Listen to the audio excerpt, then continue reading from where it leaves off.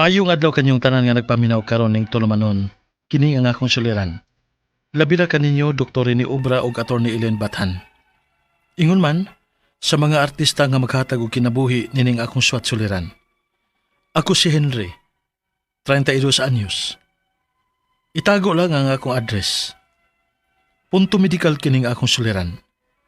Kabahin kini sa mga unusual na kong gipamati.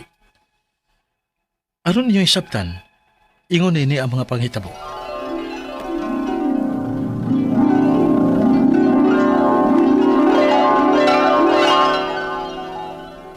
Oh, ano nag-ilis naman sad ka? Nga gabi naman ron. Asa naman sad kuno ka? Magkita mi sa kong barkada ma. Ay, barkada na sad Henry. Magtapok pa meron kay namay kunoy amigo nga naabot gikan sa laing nasod. Unya, nagtapok ninyo. Mag-inom na sad mo. Ana gid na ma. As kang gahiagin mo oy. Kapila naman ti kasultihe dong. Nga undangan na ng pagsigi ni mong inom. Ay karon ra ma. Nang sas mama ay. Ato Ay. ma. Bye ma. Henry! Shh! Hoy! Nalipong naman ko ba ay? Agabi ha kagamay ra sa atong nainom. Kamay parang di mo. Kaya dili magahapit dot lagi inom. Sige gol. Nahipos sa tay? Eh, Uy, saman. mm, Kaya pa nimong mubarog? nalipong na kay ko. Dali. Agakon lang tika. Ano sa mong gawi? Ay, naani eh. Dali.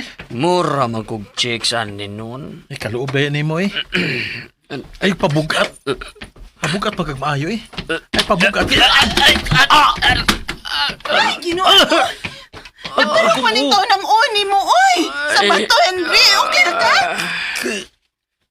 Di bibibilin ko sabi! Pabarugon sana ko ning usa! Lipong ko.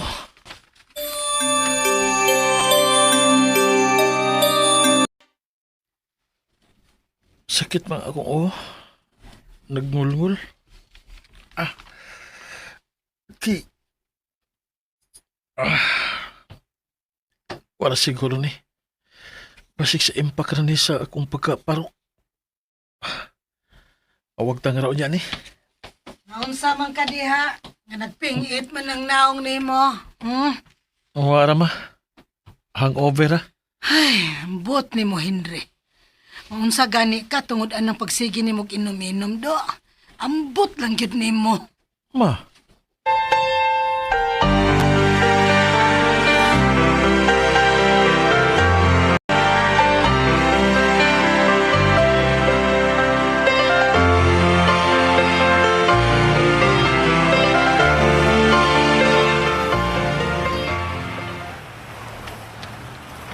Hapit lagi kumalita. Nalipong man ko. Ano naman eh?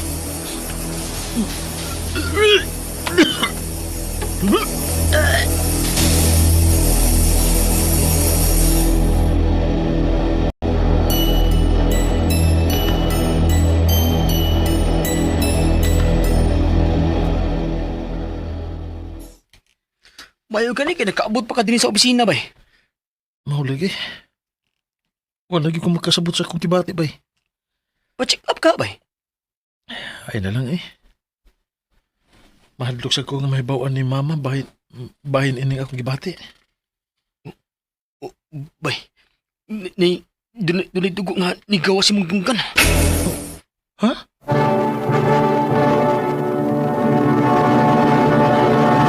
Recorded by X Thunder Gaming.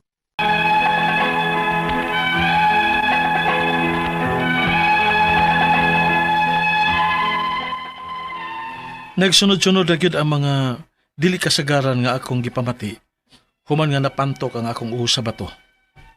Pero wala gihapon ko magpa-check up. Ug unya, Unsa man ang giinom mo bay? paracetamol bay. Para mawa ang labad sa kong uho. Wa yung plano mo pa-check up. Di lagi! Puya sa nimo istoryahon oy. Sige makagbalik-balik. Kalma lang. Dali naman ka mong sukuron. Samot manggod kalabal ang akong unin ning trabaho agod. Ha? Di ba sa'yo naman kinapara ni mo? Ambot. Di man muga na ang akong utok. Bay,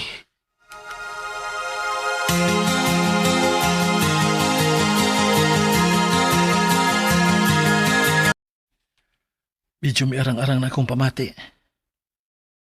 O inom ko niyang gabi para nga makuha ning akong stress sa trabaho.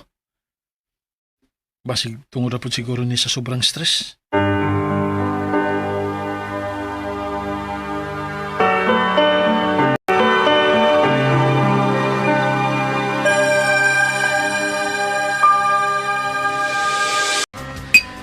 sabi na ko, di na ka mag-inog balik, bay. Na okay naman ko bay. Madan... Oh, bay!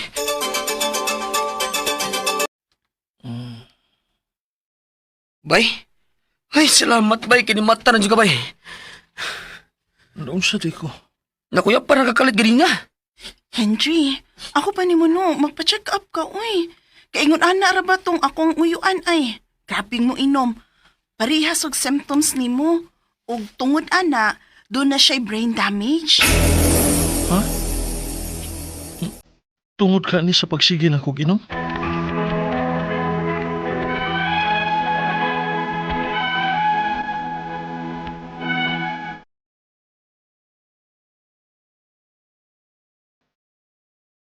Sa tinuod lang, nahadlok na kong sugod sa ako mga gipamati. Mahadlok ko nga mataymingan nga na ang akong mama og makuyapan kog balik.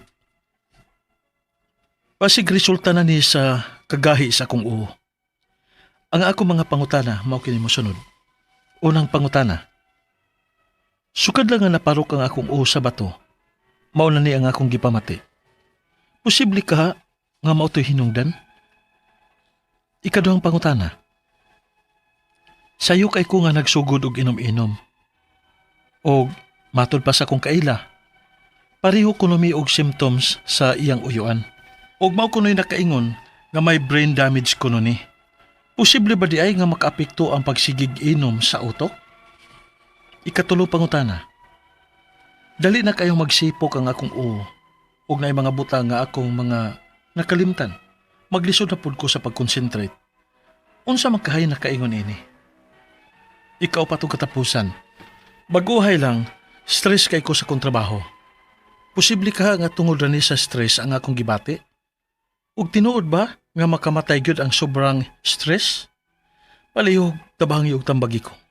Kini ang akong suliran, Henry. Mayong adlaw mga suking tig paminaw din sa tong programa kini nga kong suliran. Once again, na sa bako, si Dr. Rene Obra magiguban kaninyo karong adlaw. Ako motambag sa inyong mga medical problem, psychological, emotional, behavioral ug mga drug related nga mga problema. Kay usa man ako ka medical doctor, usa ka psychiatrist ug usa ka drug addiction specialist. Klase-klaseng pamaagi sa pagpadala sa mga sulat-suliran di kanamo. Pwede kini padala sa mong email suliran_612@yahoo.com or sa tong Facebook account kini ang akong suliran official writers page o driba sa mong buhatan sa 3rd floor UCR Martinez Building Osmeña Boulevard ning Dakbayan sa Sugbo. Ang atong makutlo nga pagtulunan karong adlaw is that if you stop struggling, then you stop life.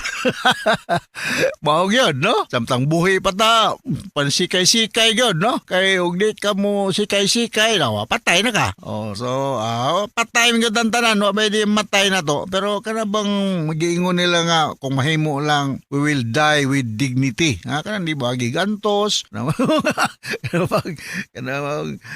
masang way dagang taong mahasol. So mao na. So ang atong magtatampo karong adlaw si Henry, 32 years old, man niya gibutang iyang address. Taga di mo to si Henry, wa man niya gibutang, no. Punto medikal ang problema ni Henry. So mayong pagpaminaw na kasi matong i-greet na wa man siya magbutang og taga di ni siya, no. Mayong pagpaminaw na lang diha sa mga taga Southern Leyte, no. Musta naman ako mga silingan da sa sugod Southern Leyte. Oy mag-reunion data, no. Mag alumni homecoming ta karong mga pipila ka adlaw from now, no. ug hinaot nga mga 10 mo ako mga classmate ya no. Di na muna ko panghingalan kay murot akong oras manayaw ko no ta. Manayaw ako musayaw man ko kanta man ko bisag dili ko singer. Ayaw mo no lingaw-lingaw ra gud. Di ba mito na contest so kita-kita niya tada pon. Mga taga Hinunangan, St. Bernard, musta naman mo diha? Sikat ra ba kayong St. Bernard karong mga panahon na? Dinala ko may elaborate. Okay, so going back to our sender, si Henry, unang pangutana niya. Sukad lang naparok ang akong ulo sa bato, mauna niya akong gipamati. Posible ka nga maotoy hinungdan. Sa bato yung gipamati na. Ang hadlok nga, kanimang atong ulo god, very siya, very sensitive, no? Ngano, daghanan ni siya mga blood supply niya itong ulo na very more ganyan nag-cover sa atong brain. Ang atong nervous system is both central and peripheral. Any trauma to the head area, ni siya, risgo ni siya. Nabito ito yung nasumbagan dito sugod sa Dernlite, diya sa barangay Mahayahay. Yung slight physical injury ko no pero perting nagdugo ang ilong. Ko di man tingali na slight kay danger zone ba yan ang atong naong. Pwede kang mamatay dia labi nang naidugo. Any injury sa head is a serious matter. So dili na siya tiyaw-tiyaw ng bunalan ka o sumbagon ka sa ulo dapit kay okay ra tingali ka sumbagon ka des abaga ba o des sampot o asa dapit pero so kung sa ulo gani sensitibo na siya nga parte sa atong lawas naa diha dool ang atong utok.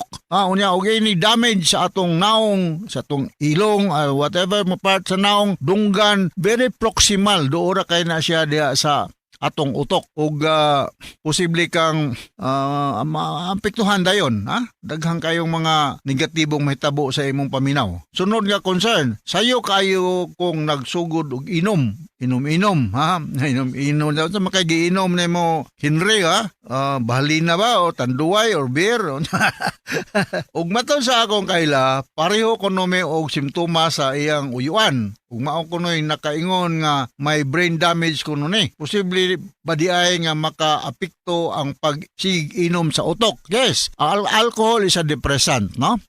May kay kung lecture niya sa kung mga medical student. Tulo ka klase ning inlimnon nga gitawag na to humanly consumable nga alcoholic drinks. Number 1 is liquor. Sa may example, liquor. Kanang mga isog, kanang mga tanduay, kanang mga Johnny Walker, kanang mga kuan, no? Kuan yun. Nang tag-as kayo kanang proof, kanang alcohol content. Ang number 2 grupo sa mga alcoholic nga humanly consumable is the wine. Kanang red wine, white wine, amot ding tuba o balina o wine by kategorya ni murag wine tingali kay kami blueberry. Ang third category is the beer. So kung mo-order ka og one shot diya sa hotel, yung tagay kog one shot of alcoholic drink nga kining liquor, tagaan kag 1.5 milligrams or rather ounce. 1.5 ounce. Kung may gali kag wine nimong orderon, ang bartender mo tagan kag 5 ounces of wine usa na ka shot. May gali kag beer, kaning San Miguel beer nga 12 ounces mo nay standard one shot. Mo na gitawag one shot. Maka-damage na siya sa brain is because anybody nga na alcohol maka-impede sa absorption of vitamin B complex, specifically thiamine. O kang usa ka tawo gani kulang og thiamine or vitamin B1 sa iyang lawas, he is more prone to develop central and peripheral polyneuritis. Akong balikon, mga tao nga kulang sa vitamin B1 or thiamine, he is more prone to develop central and peripheral polyneuritis. So, unsa may central nato nga nervous system, ang brain. Peripheral is ang atong mga extremities or other parts of the body. So, may akong tubag si kaduhan ng mga pangutan, makadaot. Pero kung social drinker lang ka, ako may inom ko beer, binagbugnaw. Na microphone, na mainom ko na. Pero ginamong hubog ka kadadlaw, that is another story. That is already pathological drinker. Pero naghaman naman ay pathological drinker na sa tayo social drinker. Apart mo gana sa atong social life ng almost every social gathering na agin ng alcoholic drinks. Di ba mo kayo po matuno po na itong pagkanta po sa karaoke o di ta makainom-inom mo gamay. Pero lang, kanang moderation lang drink responsibly. Sunod nga pangutana, dali ra kayo magsipok akong ulo og naay mga butang nga sa akong mga nalimtan maglisod na pag-concentrate unsa man kay nakaingon ani kada pa sige nimo ginom no pila na ba edad nimo Henry 32 pa man ka bata pa man kay ka so kining memory problem actually kining alcohol is depressant ni siya dili ni siya stimulant so kung magsige ka alcohol maka resulta gini sa inunta pagkaluya sa atong mga brain cells no kay mura man siya mahilo matoxic so malimot ka wala ka sa focus so therefore you are more prone to develop or to commit gross mistakes sa imong mga pangbuhat sa balay o sa trabaho. So, ako yung advice sa imo, limit or stop namang aning alcoholic din kay ubo ang pinaka-worst gyud aning may tabo kung alcoholic ka maka-develop kag liver cirrhosis. Imong atay ani mahubag, may-yellow ka, unya sa imong mata may-yellow, mudako ang imong tiyan, mag-ascites ka,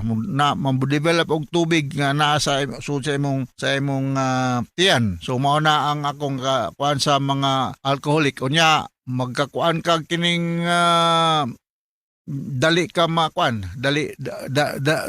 makapoy wa kay iniriya. Okay, sunod nga pangutana, stress kaayo ko sa akong trabaho lately. Posible ka nga tungod ni sa stress sa akong trabaho. Tinuod ba na makamatay gyud ang sobrang stress? Di man hinumpo yung makamatay ang sobrang stress. Pero kung nakay gitaw na tog burnout syndrome, bago lang kong nag-lecture ani dito sa Friends Hotel na last week. Ang nangaten sa akong lecture mga real estate broker din sa Sugbo. Thank you very much di ay Adrian Lee, among kauban na nag-organize dito. Ako ilang ikuang speaker diya sa Prince Hotel. Mga realtors ang mga audience, nagisgot meg burnout syndrome. Kining burnout syndrome, usan na siya ka-diagnosis na mo wherein you are no longer happy, contented sa imong workplace for many reasons. Overwork ka, under stress, ginabuli ka sa imong mga kaubas trabaho, sa imong manager, dili ka kontento sa imong sweldo,